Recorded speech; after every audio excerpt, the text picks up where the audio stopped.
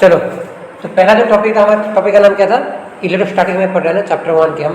तो उसके second part आएगा जिसमें इलेक्ट्रोस्टैटिक पोटेंशियल एंड कैपेसिटेंस के बारे में, ठीक है। तो पहले हमें पता है इलेक्ट्रोस्टैटिक मतलब क्या होता है।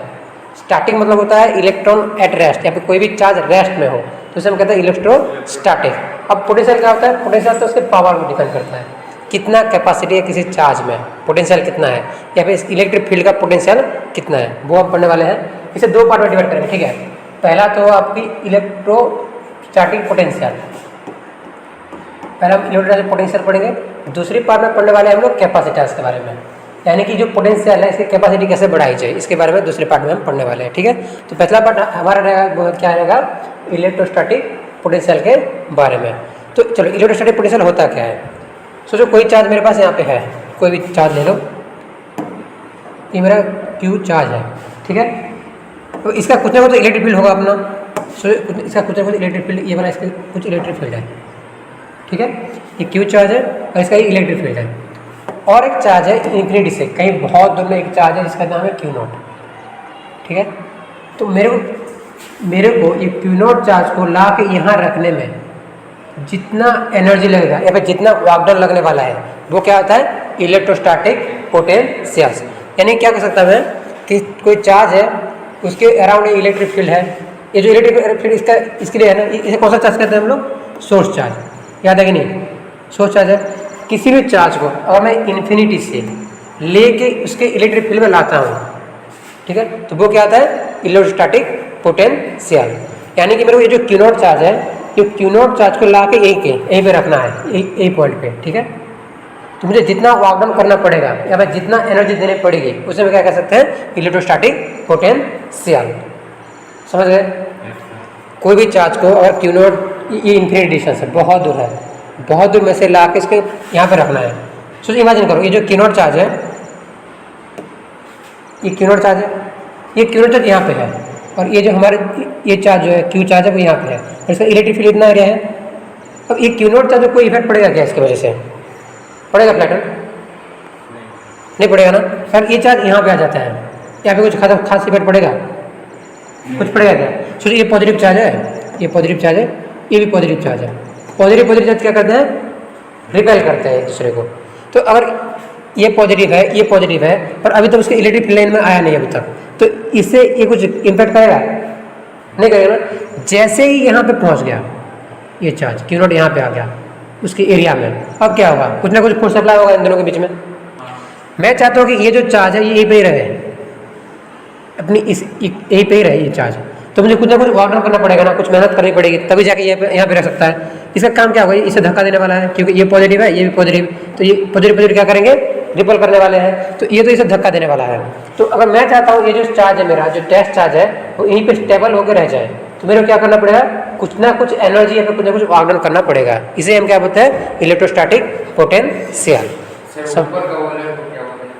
इसे इक्विपोटेंशियल सरफेस बोलते हैं, इक्विपोटेंशियल सरफेस। यानी कि इसमें जितना चार्ज होगा उसमें भी इतना फोर्स लगेगा, इतना उसमें इतना भी फोर्स लगेगा। इतना कोई डाउट है तुम्हारे?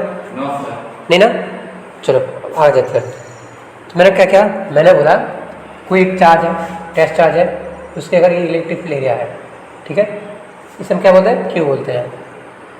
किसी और चार्ज को मैं लेता हूँ बाहर से, Q0 चार्ज, तो इसको यहाँ पर आने के जितना फोर्स लगने वाला है वो क्या होता है? आपकी इलेक्ट्रोस्टैटिक पोटेंशियल। सो ये चार्ज बहुत पावरफुल होता है और थोड़ा पावरफुल होता है, तो इसके पोटेंशियल एरिया बढ़ता है ना, ऐसे बढ़ता है कि नहीं? ज़्यादा पावरफुल से ज़्यादा बढ़ता है। सो ये इसका इलेक्ट्रिक पोटेंशियल एरिया है। समझ रहे हो नहीं? इतना कोई डाउट है तुम्हें इसमें? सो ये जो Q चार्ज है, मैं पहले इसको यहाँ पे रखा, ठीक है, इसका जो पॉइंट A है, समझ गए? अब ये चार्ज को मैं यहाँ पे रखना हूँ, इसका जो पॉइंट B है, तो मेरे को बोला सबसे ज़्यादा एनर्जी कहाँ पे रखने में होगी? ये भी पॉजिटिव चार्ज है, सोचो, इमेजिन करो ये भी पॉजिटिव चार्ज है, ये भी एक पॉजिटिव चार्ज है, तो सबसे ज़्यादा एनर्जी कहाँ पे लगने वाली है? B में लगने वाली है ना। यानी कि मैं कह सकता हूँ ये जो पॉइंट है, ये B पॉइंट और A पॉइंट में कुछ ना कुछ एनर्जी डिफरेंस है कि नहीं है? है ना। B पॉइंट और A पॉइंट में कुछ ना कुछ एनर्जी डिफरेंस है। अगर मेरे को बोला जाए इन दोनों के बीच में कितना एनर्जी डिफरेंस है, तो कैसे निकालूंगा मैं? सोचो, इमेजिन करो इसमें वर्क डन करने के लिए कितना लगा? UA लगा। क्या लगा? UA energy. इसमें लगा क्या? UB एनर्जी, ठीक है। यहाँ तक यहाँ क्या लगा यू ए और यू बी। तो मेरे को बोला जाए मैं अगर यू ए से मूव कर रहा हूँ बी तक, ए से बी में कितना एनर्जी लगने वाली है, तो मैं क्या करने वाला हूँ, इन दोनों को माइनस करने वाला हूँ। ठीक है, सबसे ज़्यादा एनर्जी कहाँ पे होगा, यू बी पे होगा कि यू ए पे होगा? सबसे ज़्यादा एनर्जी कहाँ पे होगा, यू बी पे या यू पे ना। तो मैं क्या करने वाला हूँ, यू बी माइनस यू ए करने वाला हूँ। ठीक है, इसे कहते हैं पोटेंशियल डिफरेंस।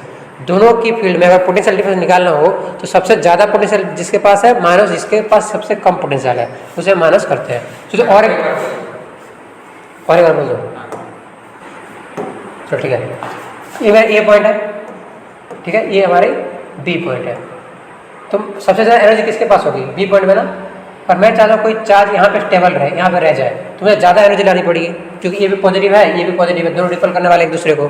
मैं चाहता हूँ ये फोर्स भी यहाँ पर रहे, तो इसे ज़्यादा एनर्जी अप्लाई करनी पड़ेगी, ज़्यादा वर्क डन करना पड़ेगा as compared to a point पे।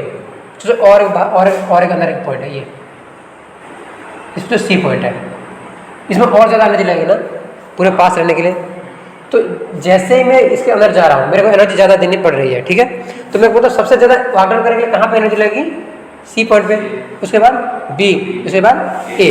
तो सबसे कम एनर्जी कहाँ पे लग रही है, यू ए पे। सबसे ज़्यादा कहाँ पे लग रही है, बी पे। सबसे ज़्यादा लग रही है सी पे। और मेरे को बोल जाए इन दोनों के बीच में डिफरेंस कितना है, अगर मैं कोई चार्ज को बी पॉइंट से ले रहा हूँ सी पॉइंट के बाद, सी पॉइंट में। ठीक है, तो हाँ, तो यानी कि मैं कहाँ से कहाँ मूव कर रहा हूँ, मैं तो मूव कर रहा हूँ यू बी से सी तक, लेकिन मेरा एनर्जी डिफरेंस निकालना क्या होगा, U C minus U B. समझ गए, इसमें कुछ डाउट? चलो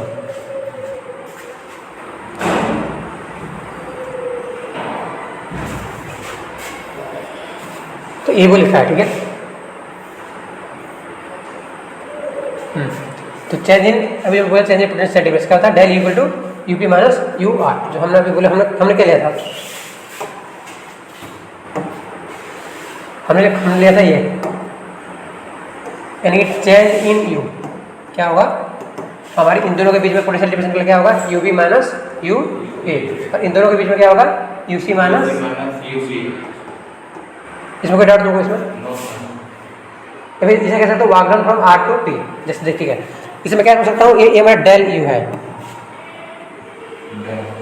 ये क्या है, del U. Del U equal to क्या होता है, U C minus U B. Work done कहाँ से कहाँ हो रहा है, वर्क डन हो रहा है बी से सी तक, है ना।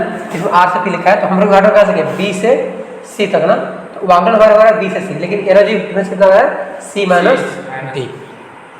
समझी कि नहीं, कोई डाउट इसमें?